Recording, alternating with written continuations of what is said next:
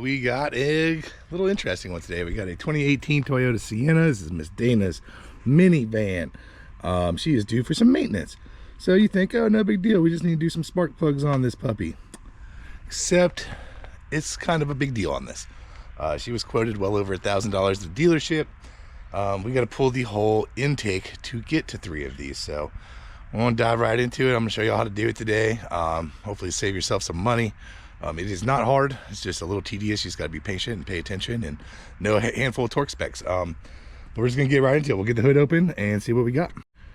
All right, here we are. This is the Toyota 3.5 liter V6. And yeah, what you'll see here is this little intake back here. We got to go underneath that to get the coil packs and the spark plugs out. So that's going to be the poopy side of this job. We got 3 in the front here. That'll be easy. So we'll start with these 3 in the front. What I'm going to say, what we're doing here and what I recommend is, because it's such a pain to get to these spark plugs, we're going to replace all 3 coil packs on the back side there as well, and then save them even though they're not bad. And if they go out in the front later, we'll swap those out with the ones that she saved and get some more life out of them. But in this case, we do not want to have to go back into here down the road to replace the coil packs if we don't do them right now, because it is a booger of a job. So let's go ahead and get this engine cover off. This thing just lifts right off of here. Just kind of pull it loose from the little pegs it's on.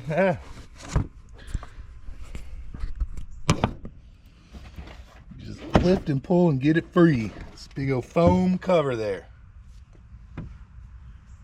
So this is a good time to mention, I will have a link up here in the video and in the description below for spark plugs and coil packs. So yeah, if you want to order those from Amazon before you do the job, it'll save you some money and it helps us out because they give us some kickbacks. But otherwise, we will dive right into it. So we're going to go ahead and do the easy ones first.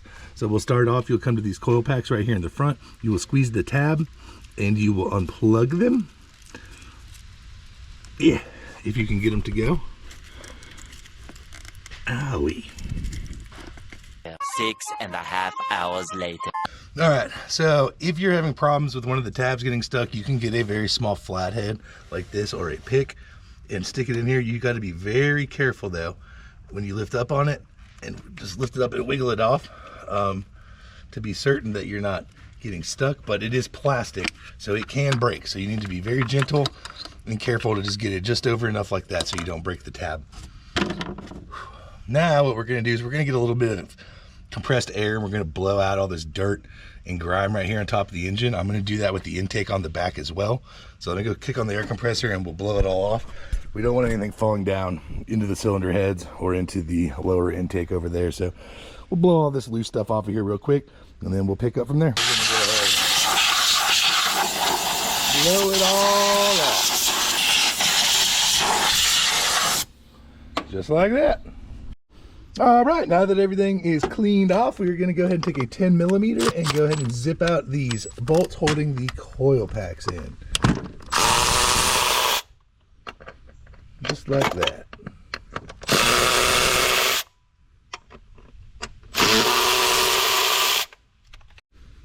All right, with the bolts out, you can just gently wiggle them and pull out each coil pack. If you look down in the hole there, you will see the spark plugs and the head down at the bottom. So now we're going to grab a spark plug socket and drop it down there and get all of these, or all 3 of these out. All right, so we are running NGK laser iridiums is what we're putting back into this thing. They are pretty pricey, but like I said, we are taking every avenue we can to not have to do this again anytime soon. And these do require iridium plugs. I have a 5/8 magnetic spark plug socket on a swivel that I'm going to run down in here to get it out. You don't have to have a magnetic one. You can just have any 5/8 spark plug socket will do, but we are going to go ahead and crack these loose and zip them out. And then when we put the new ones in, we are going to torque them, because spark plugs these days do require being torqued correctly in order for them to seal properly.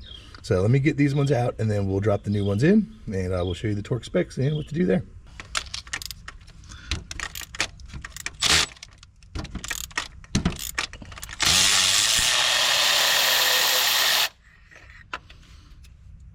Oh, wow. Look at that. this cylinder is full of oil. That ain't good. All right, here we are in the office. I'm having to splice this in. When I was filming this job, I did not do a good job explaining the oil on that spark plug. More than likely, there is a valve covered gasket leak into the spark plug head. There's like some little circle seals in the valve cover gasket that seal off the valve cover to the spark plug channel. That's most likely the case. What we're doing in this case is I just put the new spark plugs in the new coil packs. That one's super easy to get to.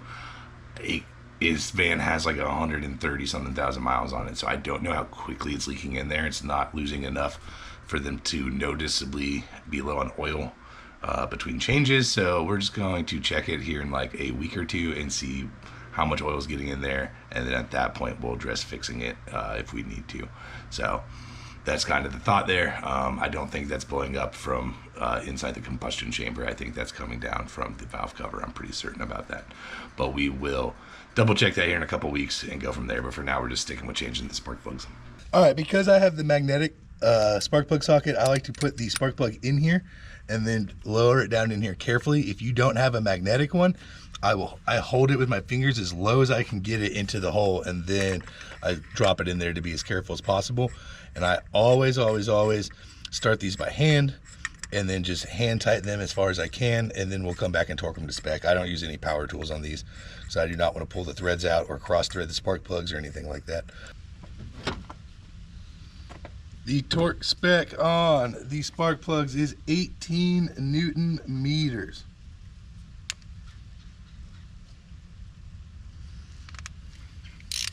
So we're going to get in here with our torque wrench, set it to 18 Newton meters.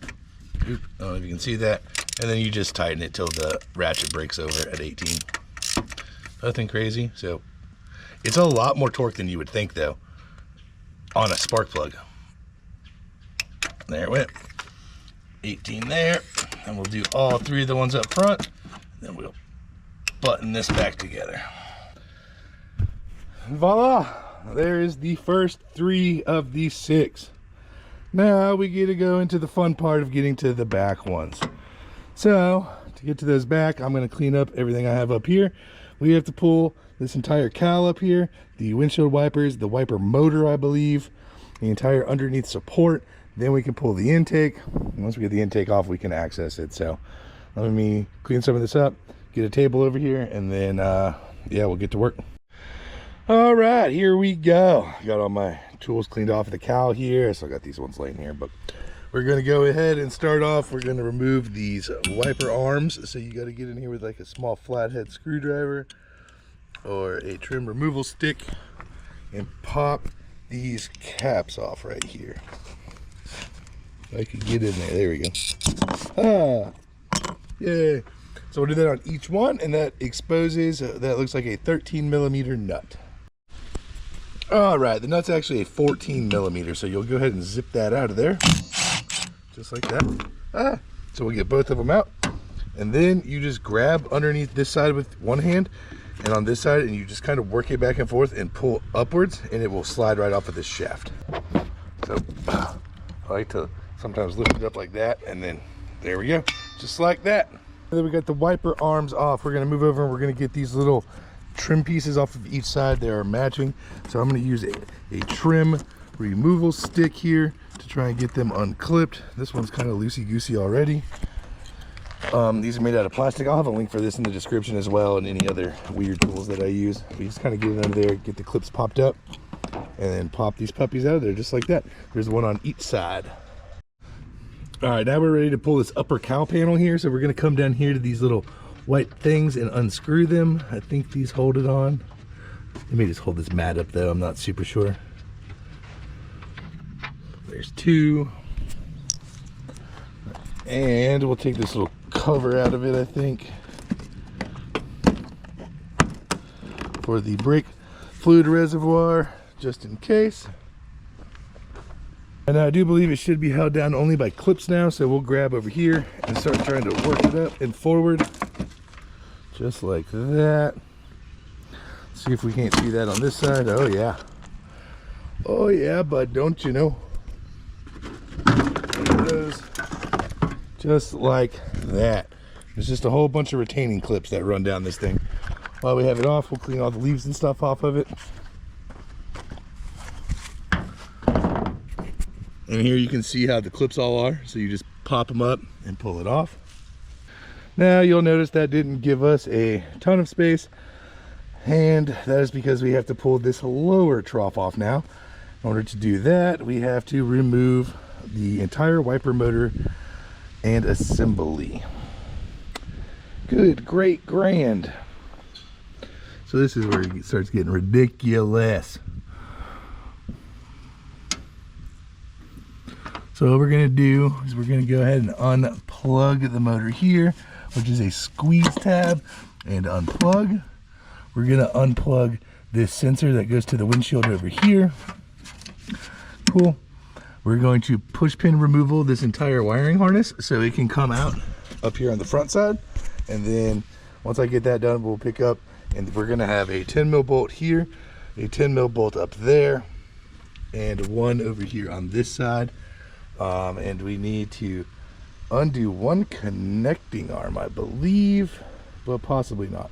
I think that, no, we'll take those 3 bolts out, and I think this whole assembly, we'll slide that grommet out towards the driver's side, and then this whole motor assembly should come right out of here and open up this lower piece to come out.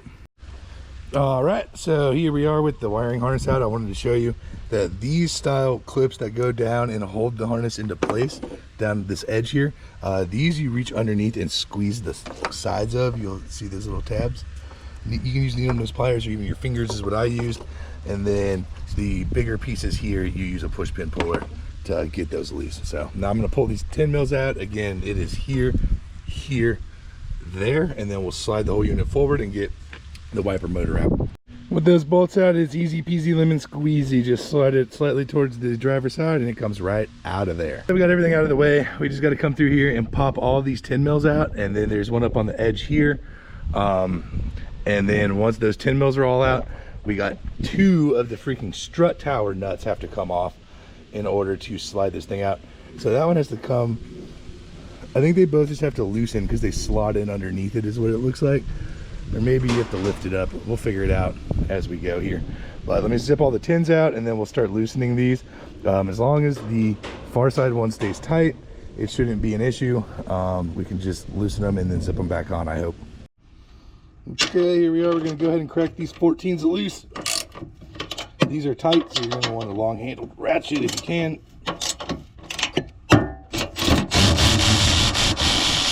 It does look like they have to come all the way off and get lifted over.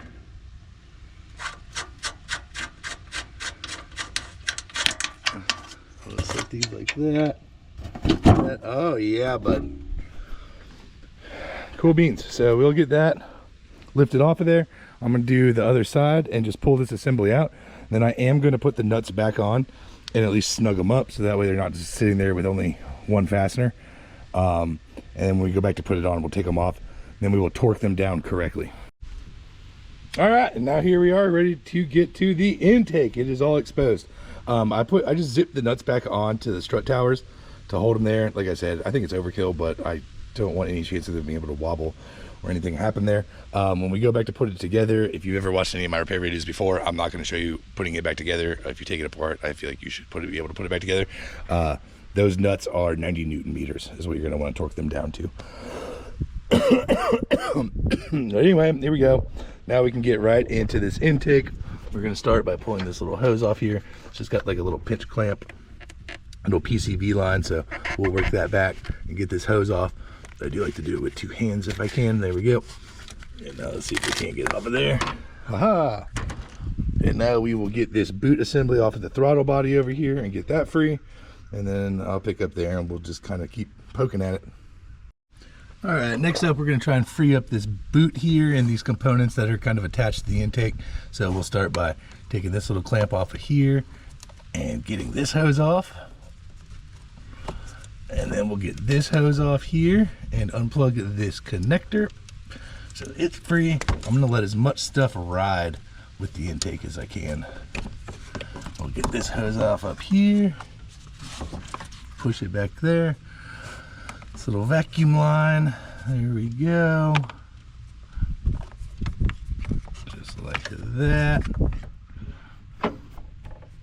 Now I think we're good to get this boot out, so I'll grab a Phillips screwdriver, or it looks like a 10 mil. We'll loosen that band clamp, and get that boot out of there.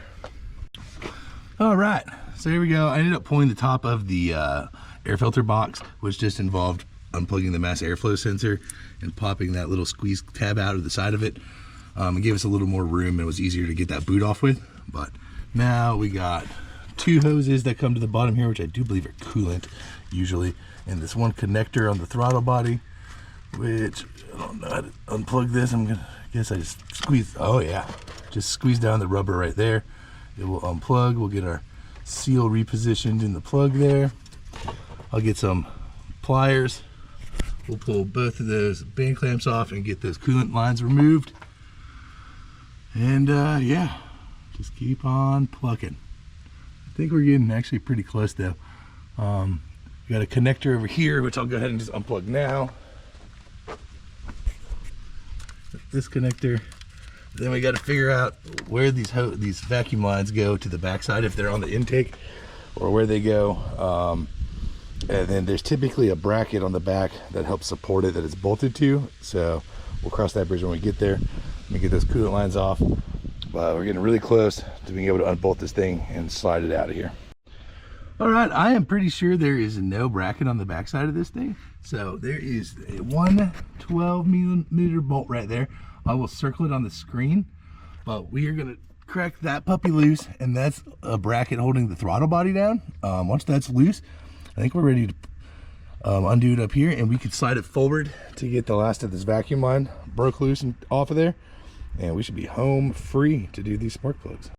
All right, I did get the bracket bolt out, and of course dropped it underneath the car, so I'll have to fish that out. But I think we're on the home stretch now.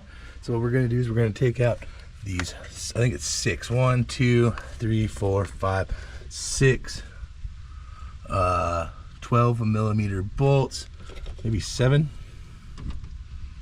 1, 2, 3, 4, 5, 6, 7 12 millimeter bolts, and this puppy should lift and come out of here. All right, of course my camera got low on me, but I wanted to show you this. So I had to pull the throttle body, which is 4 10 millimeter bolts there, to access the upper bolt on the bracket that we took loose earlier. Because, let me show you, this bracket, we took down loose that lower one, that lower bolt that I dropped, but it doesn't, you can't lift it high enough to clear above it to actually fish it out with that bracket attached. So we disconnected it entirely. It's off. There was 2 hoses on the back that connect here and here, and once I moved it forward slightly, it's these 2 hoses. It was really easy to access them. You can pinch the clamp with your fingers. You don't even need a tool. And now we're down to just this vacuum line back here, and this intake assembly is ready to come out of here. Man, and that thing is gummed on there. So let me grab this little channel locks. We do not want to break the plastic nipple off of there. Yeah, nipple. We'll twist it like that very carefully. That should break it loose, I hope. Goodness, it did not.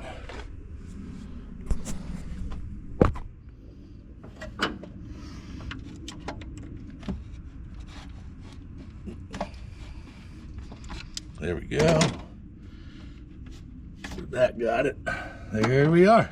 Hey! You'll see that the intake gasket just stayed stuck to the lower intake there. You need to replace this gasket and the throttle body gasket. I'm going to run to the dealer to get them before we put them on. And then the other thing is I'm going to go grab some paper towels, and we are going to shove paper towels down into the holes of the lower intake. So that way, because we have to lean across all the way to the back here, but this is where your coil packs are on the back side and spark plugs. So we'll shove some paper towels down in there so we don't knock anything in there on accident while we work over it. Then I got to go to the dealer, pick up some new gaskets, and we can put it all back together. But for now, it's freaking hot out here, boy. For now, I will put the torque specs for the intake, the 7 bolts, and for the throttle body on the screen now. And yeah, that's really all there is to it. So when it comes to the coil packs, you just do it just like we did the fronts. get the spark plugs out. If any weird stuff comes up, I'll make sure to video it, but I'm pretty sure that's that. A few moments later.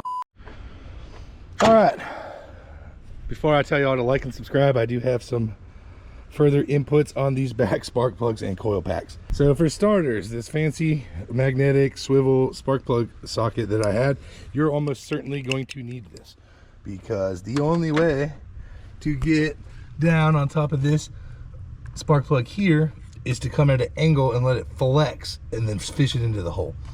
Otherwise, the other two you can't use it on. You need a 6-inch extension with a regular socket and a magnet stick to do this furthest one over here. The middle one's easy. This one sucked too. You have to fish it up in between these AC lines here, like so, and drop it into the hole that way, and then drop it all the way down. Now, to unplug the coil pack in the middle, I unbolted the coil pack and slid the whole thing out, because this one has a rubber cover for some reason, and every single one of these back ones I had to use my little flathead screwdriver to release the clip. So I took that whole coil pack out, slid it up to get better access to the plug. Now I'm going to drop it in, tighten it up, plug it in, and we're good to go and ready to put everything back together. Also, do not forget to clean the mating surfaces for your gasket. I just take brake cleaner and put it on a paper towel and scrub it all down. If there's really thick stuff on there, you can hit it lightly with some red Scotch-Brite and then wipe it down with brake cleaner and a rag. Try not to knock it down into the intake holes, obviously. That's why we got paper towels in there. You can also use rags or whatever else. And you're gonna have to clean the mating surface on the throttle body as well, where the throttle body goes onto the intake, before you put that back on with its new gasket. But otherwise, we are home free. So yeah, now hit that thumbs up button and subscribe if you want to see more.